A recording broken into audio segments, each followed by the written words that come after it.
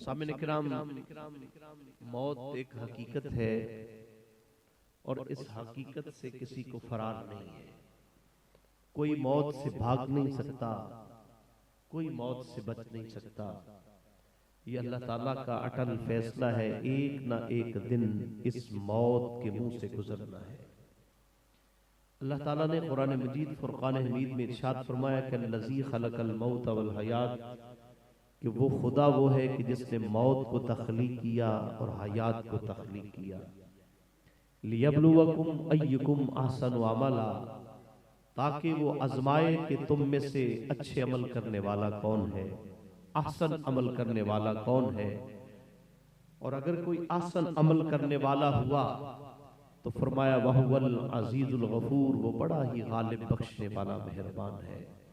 मोअज़्ज़ज़ सामने किराम, अल्लाह ताला बंदों के लिए बड़ा ही रहीम और करीम है। वो बंदों पर बड़ी मेहरबानियां करता है और वो बंदों पर बड़ा ही खास अपना कर्म और फजल फरमाता है। तवज्जो है सबकी, मैं तवज्जो चाहूंगा आपकी। अगर कमी है तो हमारे मांगने में कमी हो सकती है और हमारी तरफ से कमी है। अल्लाह के खजानों में किसी किस्म की कोई कमी नहीं है।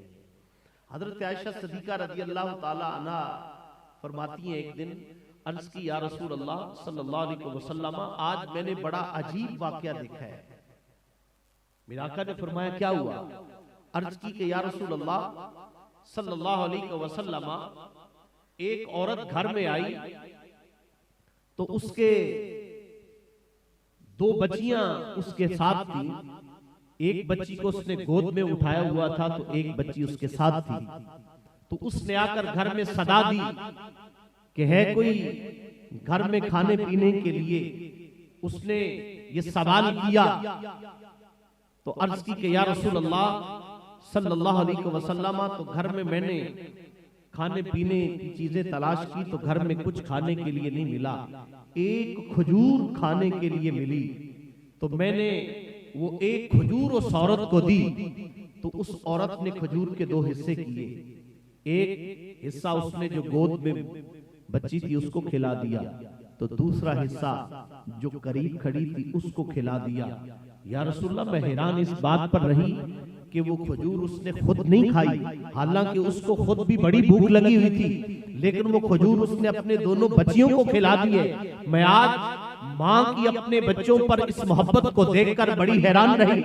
मेरे आका ने फरमाया कि आयशा, तू इसी पर हैरान रही कि एक माँ अपने बच्चों से कितनी प्यार और मोहब्बत करती है। मेरे आका ने फरमाया कि मेरा परवरदिगार इस माँ से अपने बंदे से 70 गुना ज्यादा प्यार करता है।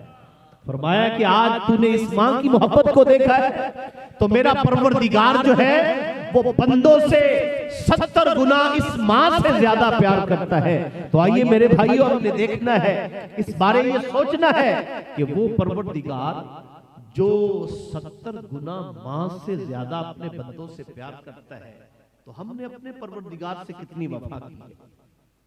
हम क्या करते हैं आज देखिए कि हम अल्लाह ताला की बारगाह में, मैं ये अक्सर ये अपने दोस्तों को, भाइयों को ये कहता हूं कि इस बारे में सोचे हैं, वो परवरदिगार जो अपने बंदों से इतना प्यार करता है, तो क्या हम भी अपने परवरदिगार से वफा करते हैं?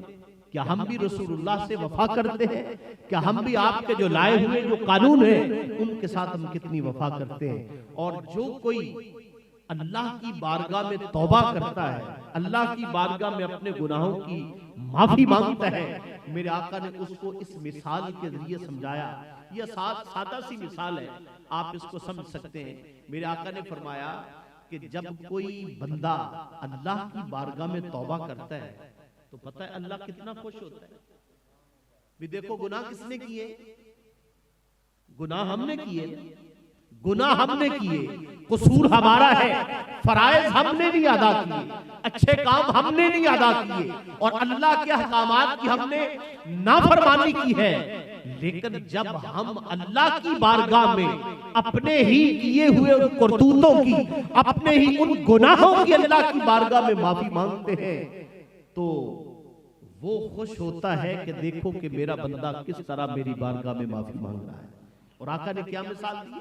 मेरे आका ने फरमाया कि जैसे एक बंदा अपने ऊंट पर सफर कर रहा हो और उसने ऊंट के ऊपर अपना खाने पीने का सामान भी रखा हो और वो एक जंगल में जाए और दरख्त के नीचे वो साए में, दरख्त के साए में ऊंट बांधकर आराम के लिए वो ठहर जाए, फिर उसे ऊंघ आ जाए, फिर वो सो जाए और जब उसकी आंख खुले तो ना उसका ऊंट उसके पास हो और ना जो उसके ऊपर उसका सामान खाने पीने का उसने रखा हुआ वो भी मौजूद ना हो। ऊंट गुम हो जाए, कहीं चला जाए, वो ऊंट को चारों तरफ जो है वो तलाश करे, ना उसके लिए सफर का कोई ऊंट उसके पास है, ना कोई सवारी उसके पास है, ना खाने पीने के लिए उसके पास है। वो परेशान की हालत में, उसे परेशानी की हालत में बैठा रहे और कितनी देर इंतजार करता रहे। फिर अचानक देखे कि उसका ऊंट और जो उस पर सामान लदा हुआ था वो उसके करीब आके ठहर गया। तो मेरे आका ने फरमाया, सहाबा वो बंदा कितना खुश होगा। और आका ने आगे ये भी फरमाया कि वो खुशी के साथ ये कह देगा कि अपने रब को कि परवरदिगार, वो खुशी के साथ उसके जो जुमले हैं वो उलट निकल जाएंगे। वो कहेगा कि परवरदिगार तू मेरा बंदा और मैं तेरा खुदा हूं। यूं जुमले उसके खुशी के साथ निकल जाएंगे कि तूने मेरी सवारी को वापस लौटा दिया। मेरे आका ने फरमाया कि जिस तरह वो बंदा जिसका गुम करदा ऊंट उसको मिल जाए, उसका सामान गुम हुआ उसको मिल जाए, वो खुश होता है। तो जो बंदा रब की बारगाह में तौबा करता है, मेरा परवरदिगार उस बंदे से भी ज्यादा खुश होता है, उस बंदे से भी ज्यादा खुश होता है। आइए अल्लाह ताला की बारगाह में अभी नात खानी हो रही थी, तो नात खानी में ये क्या कहा जा रहा था, क्या हो रहा था? यही कहा जा रहा था ना कि ये जो नात खानी होती है, जो वाइज होता है इस साले सवाब की इस महफिल में, सिर्फ एक ही मकसद होता है, एक ही ये बहाना बनाया जाता है कि किसी तरह हमारा परवरदिगार हमसे राजी हो जाए। पता नहीं वो किस कामों में जो खुश होता है, लेकिन बात यह है कि उसकी बारगाह में जब भी कोई आता है, जब भी कोई सजदा रेज होता है, जब भी कोई तौबा करता है, तो अल्लाह ताला अपने बंदे की तौबा को जरूर कबूल फरमाता है। रवायात में आता है कि एक बंदा बार बार तौबा करता है और बार बार तौबा करने के बाद वो फिर तौबा तोड़ देता है। बैठ जाए, वो तौबा तोड़ देता है, हत्ता के वो इतना शर्मिंदा हुआ कि उसने तौबा करनी छोड़ दी। आवाज आई है तब फिर गैबी से आवाज आई कि पहले तो तू गुनाह करता था तो मेरी बारगाह में तौबा कर लेता था, ऐ मेरे बंदे क्या हुआ कि तू अब गुनाह करता है तो मेरी बारगाह में तौबा नहीं करता। उसने अर्ज़ किया कि परवरदिगार तौबा करता हूं तो फिर टूट जाती है, अब तुझसे बार बार तौबा करने में बड़ी शर्मिंदगी आती है।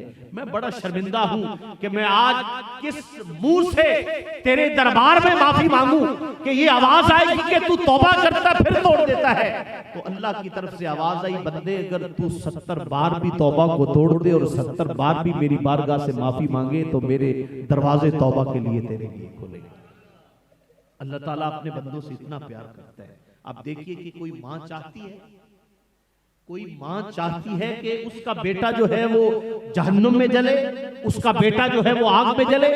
आज किसी मां के सामने उसके बेटे की तस्वीर ला देना, ये बात सबके लिए बड़ी काबिल गौर है। तस्वीर ला के दे और उस माँ से कहो कि ये मेरे आपके बेटे की तस्वीर है, इसको आग में डाल दो, तो माँ तो अपने बेटे की तस्वीर भी आग में फेंकने के लिए कभी तैयार नहीं होगी, तो क्या खुद उसका बेटा जो है वो आग में जले तो बर्दाश्त करेगी?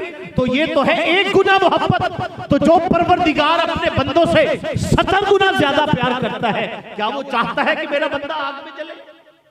क्या वो ये चाहता है मेरा जो बंदा है, मेरे महबूब के जो उम्मती हैं, वो जहन्नम में चले जाएं? वो तो नहीं चाहता। लेकिन हमारे अपने प्रोग्राम ही अपने ऐसे बना रखे हैं कि उसने 2 रास्ते बनाए हैं कि आओ ये रास्ता जन्नत की तरफ जाता है और ये रास्ता जो है ये जहन्नम की तरफ जाता है। और अल्लामा इकबाल ने कहा कि अमल से जिंदगी बनती है जन्नत भी, बोलो जन्नत भी, जहन्नम भी ये खाकी अपनी फितरत में ना नूरी है ना नारी है। तो हमने, हमारे इख्तियार में है कि आज हम जन्नत बना ले, आज हम जहन्नम बना ले। ये बुजुर्ग फौत हुए, तो अगर बेटों ने खिदमत की है तो खुशकिस्मत है, उनकी इताअत की है, उनकी खिदमत की है। ये देखिए कि आज यकीन जानिए कि लोग चल के बड़े बड़े दरबारों पे जाते हैं, बड़े बड़े पीराने उज़्ज़ाम के पास जाते हैं। मैं अक्सर ये अपने लोगों से कहा करता हूं, और मैं बात ये समझाने के लिए